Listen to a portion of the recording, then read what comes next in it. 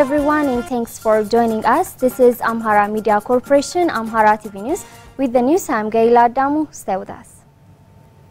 The terrorist TPLF has massacred about 30 civilians using artillery in its latest attacks launched on Wuchale town of South Wello zone in Amhara region and Ifrawerda in Afar regional states. The terrorist TPLF has been committing large-scale atrocities in Amhara and Afar regional states following the withdrawal of the Ethiopian National Defense Forces from Mekelle as a result of the unilateral humanitarian ceasefire declared by the government. Briefing the media yesterday, Minister of Government Communication Service Lagasa Tulu said recently that the terrorist group has launched massive attacks in various fronts, especially in Wuchale town and Ifra Warada, located in Amhara and Afar regional states respectively. According to the minister, the attacks mainly launched in the stated areas by using human wave, including children and elders as cannon fodders.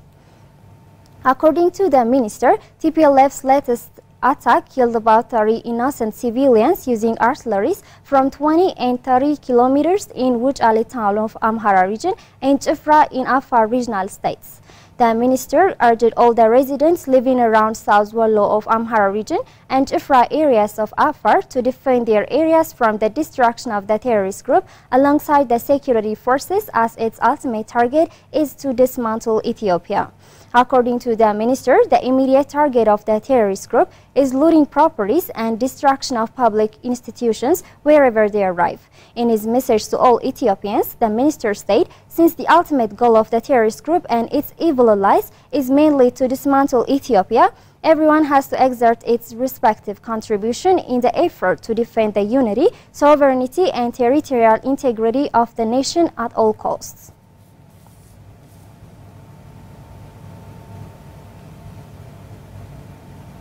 Ministry of Foreign Affairs stated in a press statement that the terrorist TPLF is once again crying wolf to cover up its fresh attacks on civilians. And Netanyahu reports.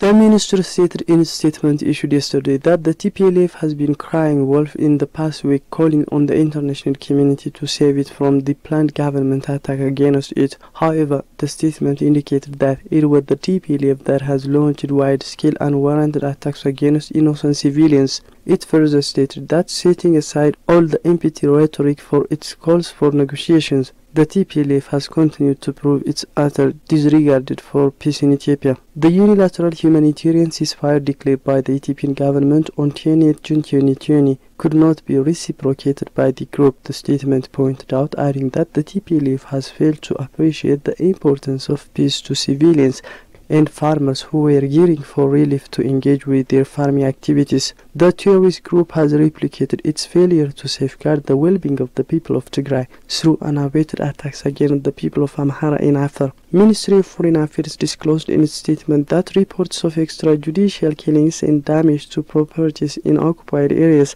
have reached unprecedented levels. It added that the number of displaced people who need humanitarian assistance in the occupied areas has also dramatically increased lately.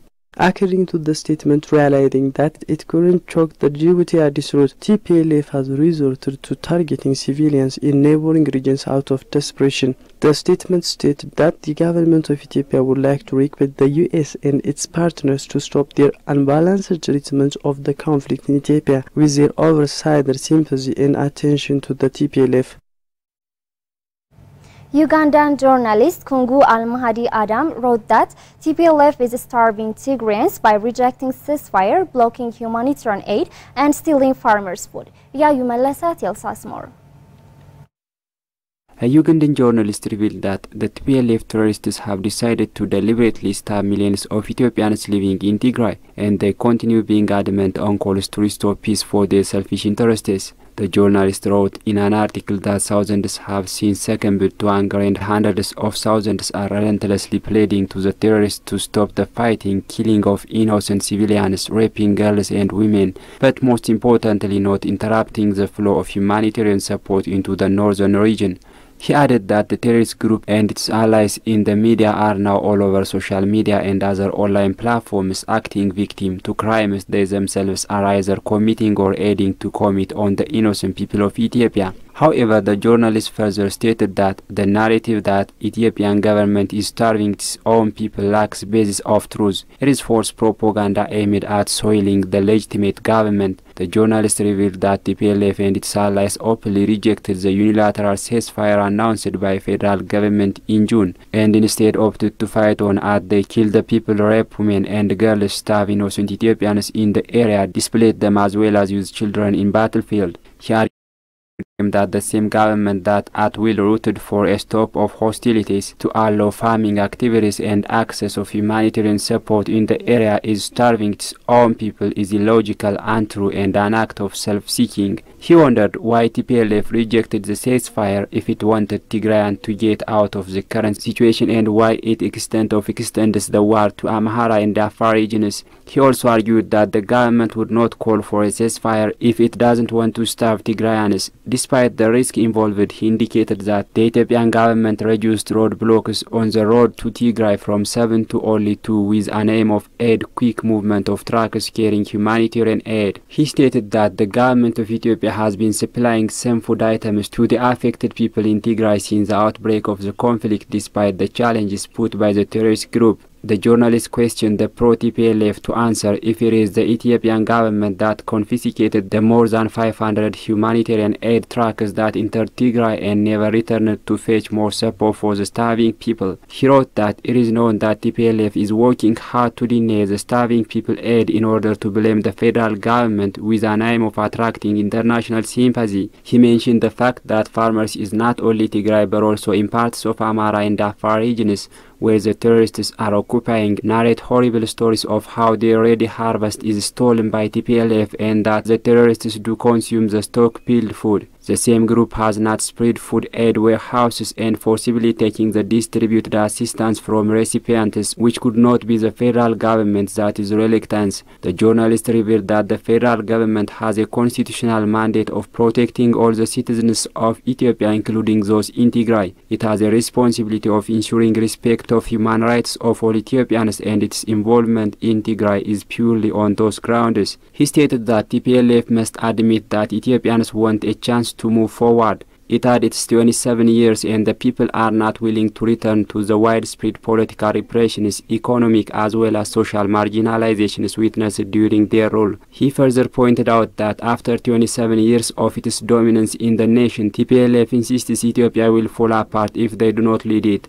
The journalist stated that Ethiopians are united in saying it is an ancient and historical country never colonized and should not be disintegrated by TPLF rebel motives.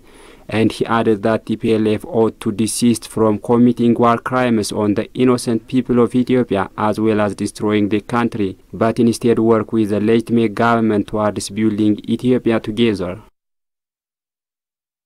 Dutch citizens of Ethiopian origin have expressed their dismay on lack of understanding and fairness of the European Union about the current situation in Ethiopia. And Netanyahu has the details.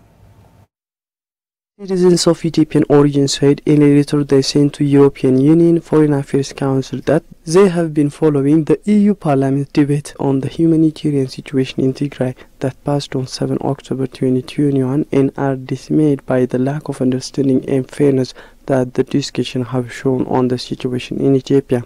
According to the letter, the European Union has been generous in supporting the Ethiopian people. Sanctions will undo all progress achieved. It added that the northern part of Ethiopia has already suffered a major setback due to the unnecessary destruction of hundreds of schools, clinics and other infrastructures. They stated in their letter that they believe the call for sanctions is based on lack of proper understanding of the events in conflict that are taking place in Ethiopia. It is based on assumption that there is a blockade of humanitarian aid to Tigray by the Ethiopian government, which is far from the truth. As persons of Ethiopian origin, the letter said they follow the development in Ethiopia very closely and know that European Union flight carrying food and medicine to Tigray region has been as recently as 7 October 2021. The letter further added, some of Ethiopian origins have some family members in the conflict area, and they know very well that the humanitarian situation in Tigray and the northern part of Amhara and Afar regions is very serious.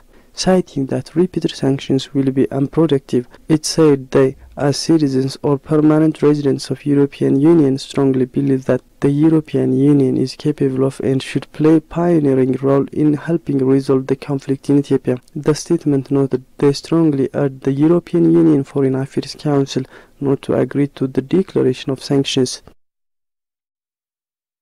The prominent researcher Professor Adam Kamil said that Arab League member countries could receive economic benefits by strengthening their relationship with Ethiopia and exploring investment opportunities across the country. Abeba Burhani has the details.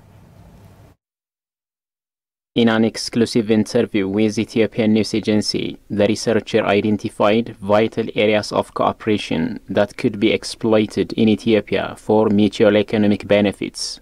Professor Adam, who is known for his research works on Ethiopia and the Arab League member states, recommended that exploring the investment potential in Ethiopia and strengthening the economic and diplomatic ties will mutually benefit all the countries. The professor believes that agriculture, trade and tourism are areas favorable to investment in Ethiopia for investors from the Arab countries. According to him, several factors could help strengthen relations and facilitate economic cooperation. The researcher further pointed out that geographical location, early civilizations, border proximity, religious beliefs and popular ties before and after the entry of Islam to Abyssinia can play a key role.